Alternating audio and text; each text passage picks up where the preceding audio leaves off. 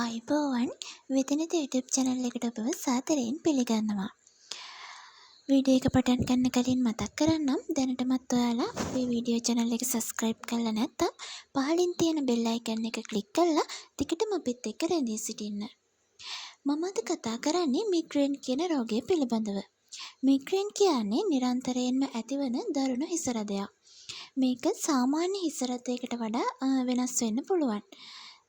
මෙය දින කිහිපයක් පවතින වේදනාවක් විය හැකි අතර දෛනික කටයුතු වලටද බාධා ඇති කරනවා. අපි බලමු මිග්‍රේන් වල රෝග ලක්ෂණ මොනවද කියලා. මිග්‍රේන් රෝග ලක්ෂණ පුද්ගලයාගෙන් පුද්ගලයාට වෙනස් වෙන්න පුළුවන්. සමහර අයට හිස රදය එන්න කලින් ඕරා කියන තත්ත්වය ඇති වෙන්න පුළුවන්. හිස රදය හිස එක් පැත්තක හෝ දෙපැත්තේ ඇතිවන දරුණු ස්පන්දන වේදනාවක් ලෙසද අපට හඳුන්වන්න පුළුවන්. ඔක්කාරය සහ වමනය බොහෝ දෙනෙක්ට ඇතිවන පොදු රෝග ලක්ෂණයක් ලෙසද අපට හඳුන්වන්න පුළුවන්. ඒ වගේම තමා ආලෝකයට සංවේදී වීම. දීප්තිමත් ආලෝකයට අපහසුතාවයක් දැනෙන්න පුළුවන්. ඒ වගේම ශබ්දයට සංවේදී වීම. සාමාන්‍ය ශබ්ද පවා දරාගත නොහැකි තත්ත්වයක් බවට පත් වෙන්න පුළුවන්. ඒ වගේම තමයි සුවඳට සංවේදී වීම. යම් යම් සුවඳවල් වලට අපහසුතාවයක් ඔබට දැනෙන්න පුළුවන්. ඒ වගේම තෙහෙට්ටුව සහ අවධානය යොමු කිරීමේ අපහසුතාවද ඇති වෙන්න පුළුවන්. සමහර අයට හිස රදය එන්න පැය භාගයක් හෝ පැයකට කලින් පෙනීමේ අපහසුතා, ඇස් ඉස්සරහා ආලෝක රේඛා පෙනීම, අත්පා හැරිවැටීම හෝ කතා කිරීමට අපහසු වීම වැනි ලක්ෂණ ඇති වෙන්න පුළුවන්. අපි දැන් බලමු මිග්‍රේන් ඇති වෙන්න හේතු මොනවද කියලා. මිග්‍රේන් නැතිවීමට බලපාන නිශ්චිත හේතුවක් නැතත් සමහර දේවල් නිසා එය ක්‍රියාත්මක වෙන්න පුළුවන්.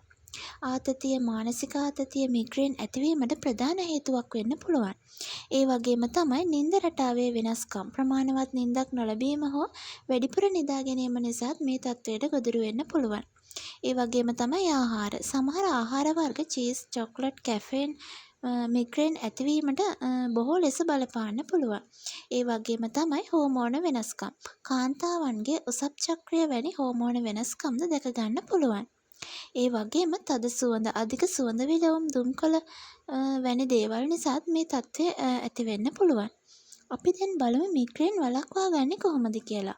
ඔබේ හේතු හඳුනා ගන්න. ඔබට මිග්‍රේන් ඇති කරන දේවල් මොනවද කියලා දිනපොතක සටහන් කරගන්න. ඒ දේවල් වලින් ඈත් වෙන්න උත්සාහ කරන්න. ඔබටත් මේ මිග්‍රේන් කියන තත්ත්වයෙන් මිදෙන්න හැකි වේවි.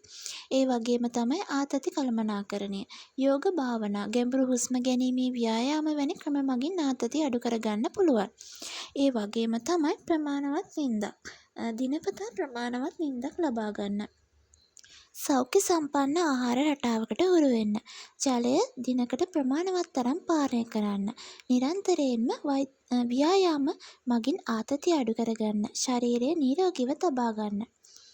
නිරන්තරයෙන් මිග්‍රේන් ඇති වෙනව නම් ඔබත් ඔබගේ වෛද්‍යවරයා හමු වෙන්න. නැවතත් මෙවැනි වීඩියෝ එකකින් හමු වීමේ බලාපොරොත්තුවෙන් අතට සමුගන්න. සියලු දෙනාටම සුබ දවසක්.